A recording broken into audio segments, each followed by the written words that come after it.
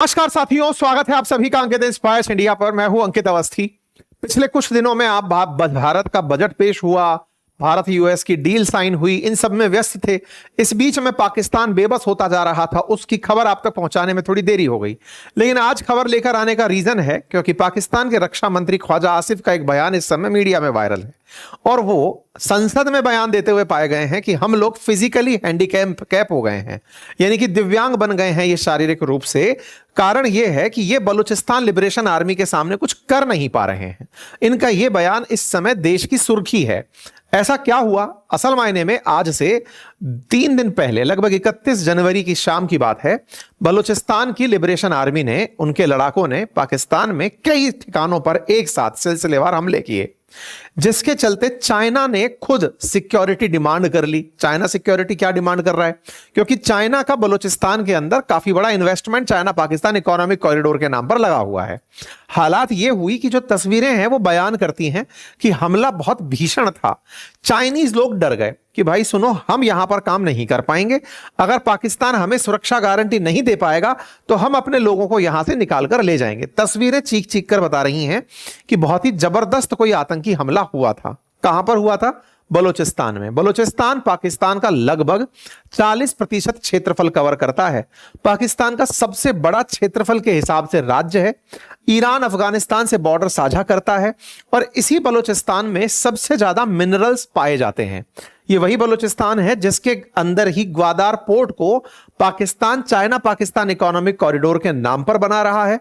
ये वही बलूचिस्तान है जहां पर कनाडा को, अमेरिका को मिनरल्स की माइंस दी गई हैं कि आप यहां से निकाल सकते हैं। ऑयल की खोज भी इसी जगह चल रही है।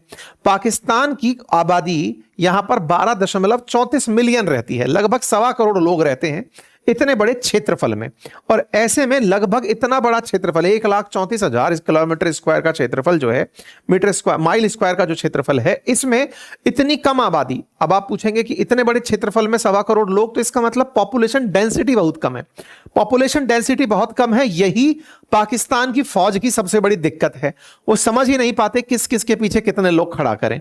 फिलहाल के लिए इस बलूचिस्तान की लंबे समय से मांग रही है कि वो पाकिस्तान के साथ नहीं रहना चाहता और उसके ना रहने के बहुत सारे वो कारण बताता है कि हमारे पास इतने माइन एंड मिनरल हैं, लेकिन ये लोग हमारे लिए सबसे कम सुविधाएं रखते हैं। जैसे अगर गरीबी की बात की जाए तो 76% यहां पर जो पॉपुलेशन है वो रूरल पॉपुलेशन है। और पावर्टी की अगर हम बात करें तो यहां पर 96% पॉपुलेशन पावर्टी के नीचे चल रही है।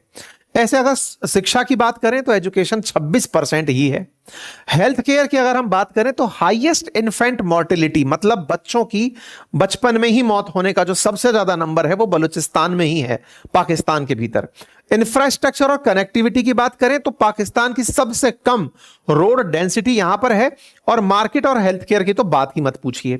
इतना ही नहीं, यहां पर और रिसोर्सेज की अगर हम बात करें तो प्रोविंस के पास मेजर रिसोर्सेज हैं, नेचुरल गैस के, मिनरल्स के, गोल्ड के, कॉपर के। इन सब के बावजूद पाकिस्तान यहां पर कोई सुविधा विकसित नहीं करता। पाकिस्तान में उपलब्ध कुल नेचुरल गैस 33% यहां है, ऑयल 2% यहां है, कोयला 9% यहां है। और यहां पर कई ऐसे रेयर अर्थ मिनरल प्रेजेंट हैं जो आसिम मुनीर जाकर के ट्रंप को दिखाए थे कि सर आप बलूचिस्तान से वो चीज निकाल लीजिए।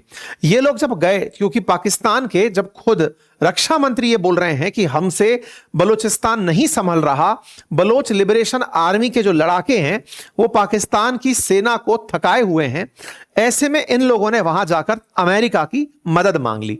अमेरिका से बीएलए को, बलोच लिबरेशन आर्मी को, इन लोगों ने आतंकी संगठन डिक्लेयर करवा लिया।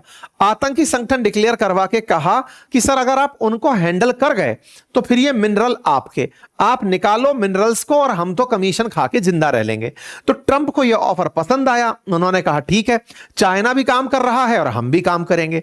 हालात सोचिए इस जगह के ऐसे हैं कि इतना मिनरल रिच जगह जिसके ऊपर अमेरिका, चाइना, कनाडा सब नजर बना के बैठे हैं, वहां के हालात में लोग पानी के लिए तरस रहे हैं। परिणाम यह हुआ कि यहां के लोगों ने सरकार के खिलाफ ही बंदूक उठा ली। बलोच लिबरेशन आर्मी नाम से एक संगठन बना लिया जो बलूचिस्तान को सेपरेट करना चाहता है पाकिस्तान से।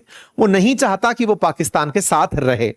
इन्हीं बलोच लिबरेशन आर्मी के लड़ाकों ने 31 जनवरी की रात 1 फरवरी की सुबह जो सुर्खी बनी वो ये कि लगभग 120 लोगों की जान ले ली। 120 जो लोग मारे गए वो उनमें मुख्यतया पाकिस्तानी सेना, खुफिया एजेंसी या उससे संबंध लोग थे।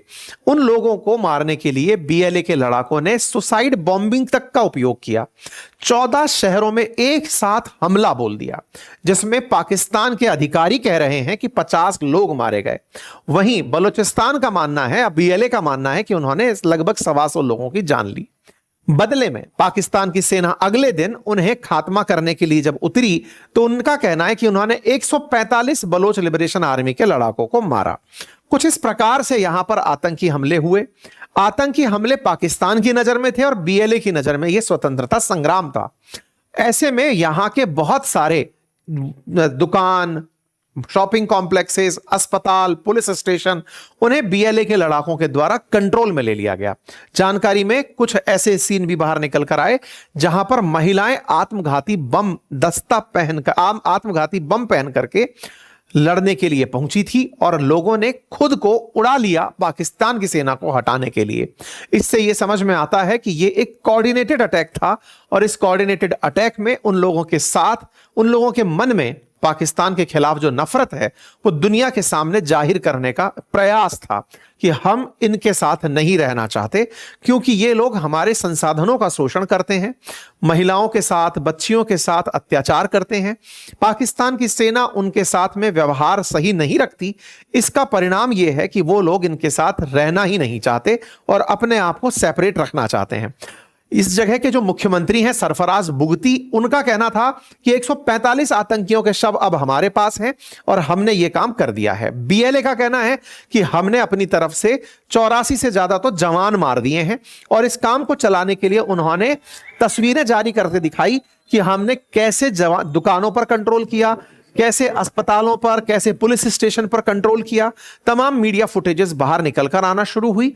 तस्वीरों से पता चलता है कि ये सारे वो क्षेत्र हैं जहां पर हमले हुए थे और हमलों में इस तरह से आत्मघाती सुसाइड बॉम्बर्स, जैसे आसिफा मंगल का नाम निकल कर आ रहा है, इस तरह से ऑपरेशन के अंदर सुसाइड बॉम्बर्स ने पार्टिसिपेट किया था। इस पूरे आतंकी हमले को पाकिस्तान ने अपनी तरफ से कब्जा कर लिया है, यानी कि इसको खत्म कर दिया है, न्यूट्रलाइज कर दिया है, ऐसा पाकिस्तान की सेना का क्लेम है। लेकिन बीएलए का क्लेम है कि वो कामयाब रहे बहुत सी जगह पर कंट्रोल स्थापित करने में। बीएलए ने इस पूरे कार्यक्रम को ऑपरेशन हैरॉफ नाम दिया। ऑपरेशन हैरॉफ ये 2.0 था। इससे पहले इन्होंने 2024 में भी ऑपरेशन हैरॉफ चलाया था, 2026 में फिर से चलाया है। ऑपरेशन हैरॉफ में हैरॉफ शब्द एक काले तूफान को इंगित करता है जो कि जब जाता है तो बहुत कुछ ले जाता है। तो ऑपरेशन हैरॉफ इस बार जो चला वो पाकिस्तान की सेना को बर्बाद करने के लिए, पाकिस्तान के जो एस्टेब्लिशमेंट्स हैं उनको उखाड़ने के लिए था। आप यहां पर इन तस्वीरों के अंदर देख सकते हैं किस तरह से यहां पर भीषण हमले हुए और उसके अब बानगी यहां पर तस्वीरों में बयान हो रही है। पाकिस्तान में हुए इस हमले के बाद यहां के जो डिप्टी प्राइम मिनिस्टर इशाक डार हैं वो बाहर निकलकर आए और इस हमले की कड़ी निंदा की। ओआईसी यानी ऑर्गेनाइजेशन ऑफ इस्लामिक कॉपरेशन आई, उसने इस आतंकी हमले की निंदा की। यूके की एम्बेसी जो पाकिस्तान में है उसने निंदा करी, अमेरिका ने निंदा करी, सब निंदा पर उतर आए। इसके बाद में मीर यार बलोच, जो कि बलोचों के बात रखने के लिए ट्विटर पर होते हैं, उन्होंने यूएस एम्बेसी को टैग करते हुए लिखा कि आपको पाकिस्तान जो हमारे साथ यातनाएं कर रहा है वो नजर नहीं आती। आज वो लोग मजबूर होकर के दुनिया के सामने ये बताने के लिए बेबस हैं कि हमारी कौन सुनेगा, इसलिए उन्होंने इस तरह से हथियार अपनाए। अमेरिका कब उनकी सुनवाई करेगा। खैर, इस बीच में ये पन्नू का भी एक वीडियो, पता नहीं मॉर्फ्ड है या रियल है, वो बाहर आता है जिसमें वो कहता है कि बलोच लिबरेशन आर्मी जो है वो भारत के सपोर्ट से पाकिस्तान में आतंकी हमला फैला रही है। पाकिस्तान के अंदर आतंकवादी कारनामे सारे भारत द्वारा प्रोपोगेटेड हैं। जो ये बोलता है वो यहां के कुछ और लोग भी बोलते हैं, जैसे मोहसिन नकवी को पहचानिए जो कि पीसीबी के चीफ भी हैं और इनके इंटरनल मिनिस्टर भी हैं। इनका कहना है कि बलूचिस्तान में जो आतंकी हमले हुए वो भारत द्वारा प्रायोजित थे। इन लोगों ने आजकल भारत को, इनके यहां पर कुछ भी हो उसके लिए भारत को जिम्मेदार ठहराना शुरू कर दिया है। इनको लगता है ऐसा करके ये स्कोर सेटल कर लेंगे पुराने जमाने का, जो इनके ऊपर हमेशा आरोप रहे कि इनके यहां से आतंकी भारत में आते हैं। ये अपने स्कोर को सेटल करने के लिए कि हां भाई भारत ने हमारे यहां पर हमला करा दिया। खैर, भारत ने इस बात को तुरंत रेस्पॉन्ड करते हुए कहा कि तुमसे तुम्हारा देश संभलता नहीं है और तुम हमारे ऊपर बयानबाजी करते हो। यह बात खुद इनके रक्षा मंत्री ने संसद में स्वीकार ली कि साहब बलूचिस्तान के अंदर हम हैंडीकैप हैं, फिजिकली हैंडीकैप हैं।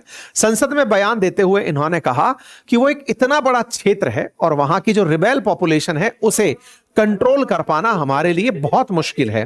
हमारे पास इतने संसाधन नहीं है कि हम बलोच लिबरेशन आर्मी को रोक पाएं। पाकिस्तान के लिए वहां पर स्थिति बड़ी ही निराशाजनक है। सेना के लिए इतने बड़े क्षेत्र में रिबेल्स को ढूंढना एक बड़ी चुनौती है। जब कोई संसद में रक्षा मंत्री इस तरह का बयान दे दे तो सोचिए दुनिया के और देशों का क्या हाल होगा। किसके बारे में बात कर रहे हैं? बात कर रहे हैं चाइना के बारे में, क्योंकि चाइना पाकिस्तान के भरोसे ही तो चाइना पाकिस्तान इकोनॉमिक कॉरिडोर बना रहा है जो कि मैक्सिमम एरिया बलूचिस्तान से गुजरेगा। तो चाइना ने सबसे पहले अपनी तरफ से इनसे गारंटी मांग ली कि जब संसद में खड़े होकर तुम खुद को फिजिकली हैंडीकैप बता रहे हो तो भाई एक काम करो, पहले हमें गारंटी दो कि चीनी लोगों को कुछ नहीं होगा, और जब तक तुम गारंटी नहीं दोगे हम चीनी लोगों को वहां से बाहर निकाल रहे हैं। आप पूछेंगे चीनी वहां क्या कर रहे हैं? असल में ग्वादार पोर्ट जो बन रहा है उस ग्वादार पोर्ट पर बड़ी मात्रा में चाइनीज लोग काम कर रहे हैं।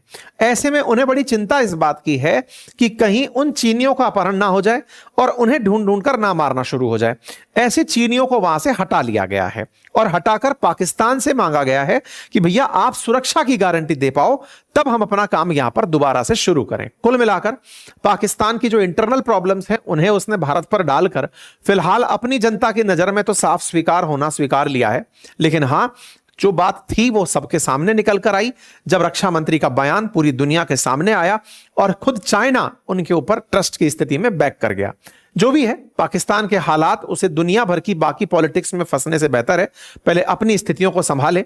बाकी आप लोग इस विषय पर क्या सोचते हैं, अपनी राय जरूर दें। एक छोटा सा अपडेट था, हमें लगा आप तक चले क्योंकि पिछले 3 दिन से सुर्खियां थी, हम कवर नहीं कर पाए थे, वो आपके सामने साझा कर दी। फिलहाल के लिए इतना ही, चूंकि बाजार ने अपनी करवट बदल ली है। अगर आप चाहते हैं कि आप भी उस यात्रा में शामिल हो, कैसे यात्रा में शामिल हो सकते हैं से लेकर आप कैसे ट्रेड कर सकते हैं, कैसे मुनाफा कमाते हैं, क्या देखते हैं, क्या होता है, सब चीजें मैंने स्टॉक मार्केट से रिलेटेड पूरी बेसिक लर्निंग अपने एप्लीकेशन बातें बाजार की पर सिखाई है। आप जाकर वहां से चीजें सीख सकते हैं। लिंक कमेंट बॉक्स में उसका एप्लीकेशन का पिन कर दिया गया है। म्यूचुअल फंड्स में अगर आप निवेश करना चाहते हैं तो उसके लिए भी मैंने डिटेल जानकारी वहां दी है, आप सीख सकते हैं। थैंक यू सो मच, अपना ख्याल रखें।